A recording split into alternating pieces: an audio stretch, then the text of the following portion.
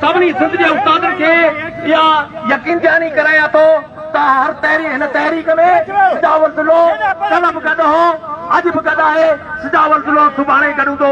यार ज़िंदा सहबत बाक़ी। असां ज़िले दादू जे दोस्तनि साईं इनायत अली जमाली, इम्तियाज़ लुंड, असां जेके दोस्त आया आहिनि उन्हनि खे भलीकार चऊं था। असां साईं इम्तियाज़ लुंड खे गुज़ारिश था कयूं त पाण अचे ऐं ख़्यालनि जो इज़हार करे। ज़िले दादू जे सदर साईं इम्तियाज़ लुंड, साईं इनायत अली जमाली खे बि गुज़ारिश आहे त पाण अचे।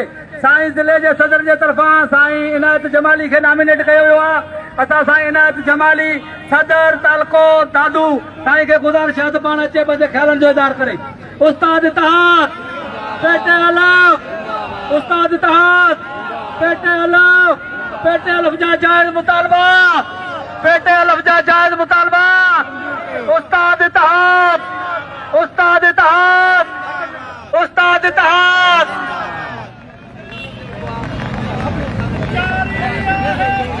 उस्ताद इत्तेहाद पेटे अलफ साईं साईं जमाली ॻाल्हाईंदा साईं। समझ गया ना? दोस्त आगे आती भी हो भाईजान, इधर के तो साइड करे भी है ना। जीएम बिस्मिल्लाह रहमान रहीम।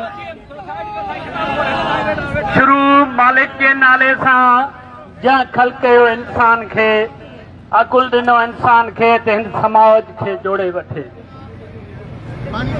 असांजो इज़त मरकज़ी सदर साईं गुलाम रसूल मार साहब भी इस धरने में वेठो आहे।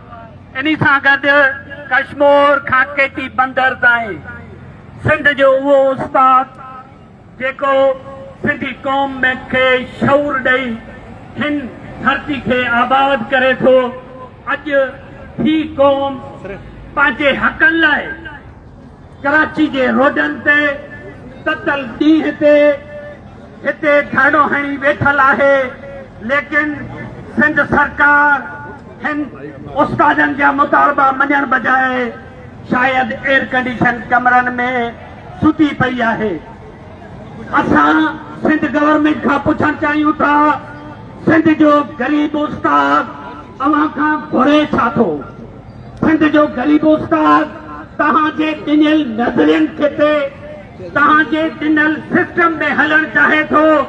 तव्हांजो सेक्रेटरी, तव्हांजो मिनिस्टर, तव्हांजो वज़ीर आला बज़ाते ख़ुदि चवनि पिया त असां सिंध जे प्राइमरी स्कूलनि जे उस्तादनि खे नवां ग्रेड ॾेई 14, 16, 18 ताईं पहुचाईंदासीं त उहे तव्हांजा स्केल किथे आहिनि? तव्हां सिंध जी अपॉइंटमेंट करण जे लाइ वर्ल्ड बैंक जे आॾो गोॾा खोड़ींदे पंहिंजूं ॻाल्हियूं कयो था, लेकिन उन्हनि ते अमल करण जे लाइ तयार न आहियो। तव्हां ॿुधायो त तव्हांजे 15 सालनि जी ॾिनल नज़रियनि, ॾिनल हिननि सिस्टम तव्हांजे पूरी सिंध जी तइलीम में कहिड़ो इनकलाब बर्पा कयो आहे?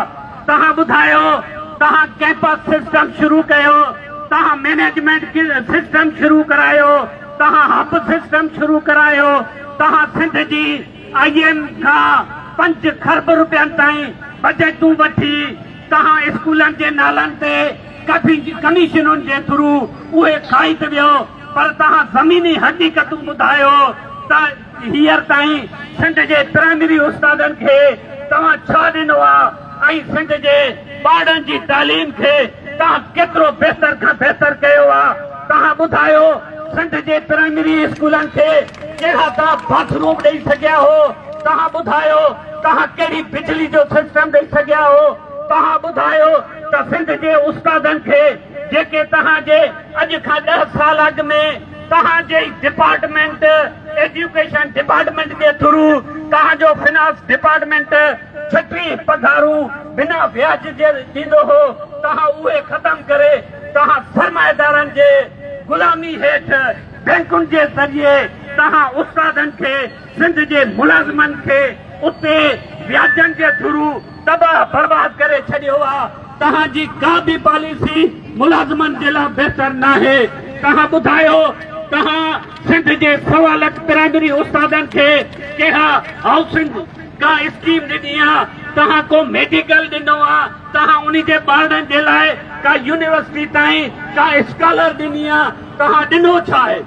तहां कुझु बि ॾियण जे लाइ तयारु न आहियो। तहां सिर्फ़ पंहिंजा उहे इंतज़ामी ढांचा था ठाहियो जेके वर्ल्ड बैंक $अरबें तव्हांखे ॾिए थी। तहां ॾेखाव ख़ातिर